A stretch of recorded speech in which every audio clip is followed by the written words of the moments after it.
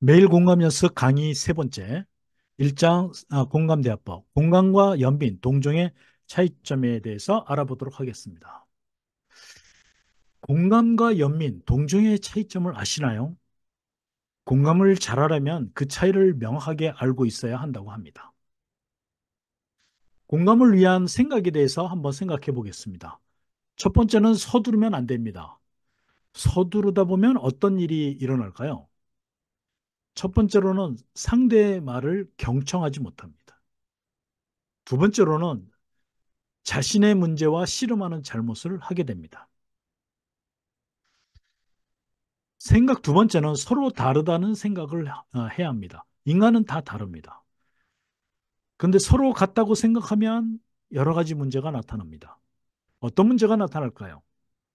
일단 자기와 다르다는 생각에 상대의 말이 이상하게 여기게 됩니다. 자기 의견과 다르면 상대가 잘못됐다라고 판단하고 평가하게 됩니다.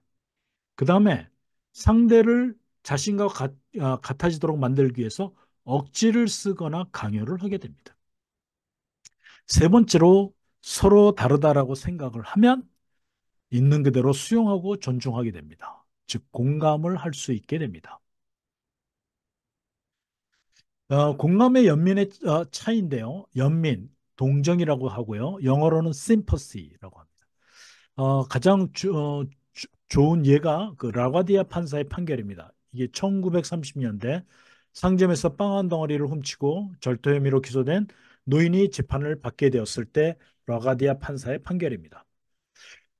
이 노인은 나이가 많다는 이유로 일자리를 구할 수 없어 군지럽기 때문이라고 했습니다. 판사는 다음과 같이 판결을 내렸습니다. 사정이 딱하다 할지라도 남의 것을 훔치는 것은 잘못입니다. 법은 만민에게 평등하고 예외가 없습니다. 그래서 법대로 10달러의 벌금형을 선고합니다. 이어서 판사는 말했습니다. 이 노인이 빵을 훔친 것은 오로지 이 노인의 책임만은 아닙니다. 이 도시에 사는 우리 모두에게도 책임이 있습니다.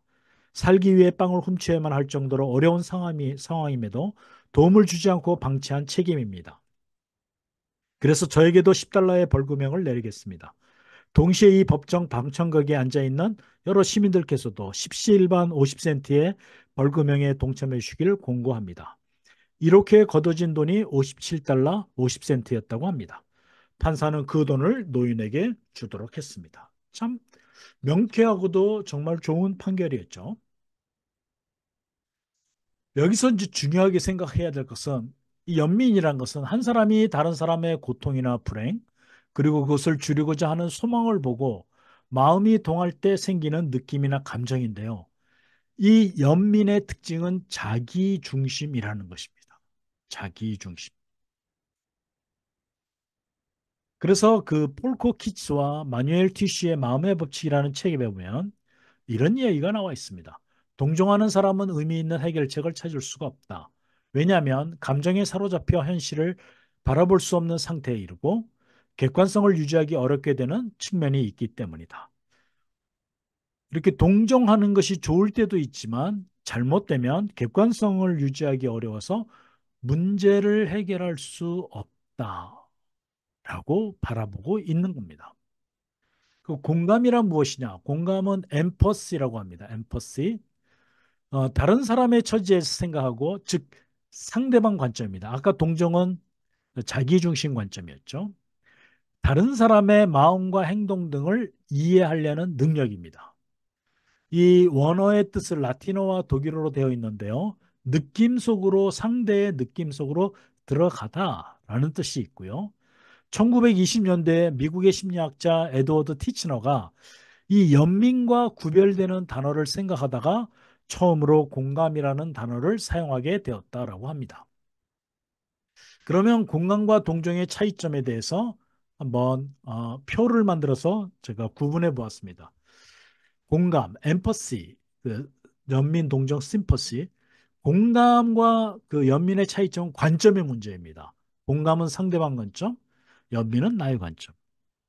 그리고 공감은 상대방 관점으로 바라봐야 되기 때문에 말을 들어줘야 됩니다. 상대가 어떻게 생각하고 어떤 욕구가 있고 어떤 감정인지 경청을 하게 되죠. 그런데 연민은 그 상대방 관점, 나의 관점이기 때문에 요청하지 않은 충고나 조언을 할 수 있고요. 때에 따라서는 선생 노릇을 할 수도 있습니다. 공감은 철저하게 상대방 관점이기 때문에 판단이나 평가를 하지 않습니다. 그러나 연민은 많은 판단과 평가가 이루어집니다. 그러면 내가 어떻게 느꼈는지 알아? 이 말을 공감으로 좀 바꿔보시겠어요? 참 안 됐네. 이 말을 공감으로 바꾸면, 아, 내가 이렇게 느꼈구나. 아, 정말 힘들었구나. 상대의 입장에서. 여러분, 공감과 연민의 차이점을 이해하시나요? 이 공감과 연민의 차이점을 아셔야 공감을 잘 할 수 있습니다. 감사합니다. 소통과 공감으로 만드는 성공적인 행복한 인생 소공성입니다.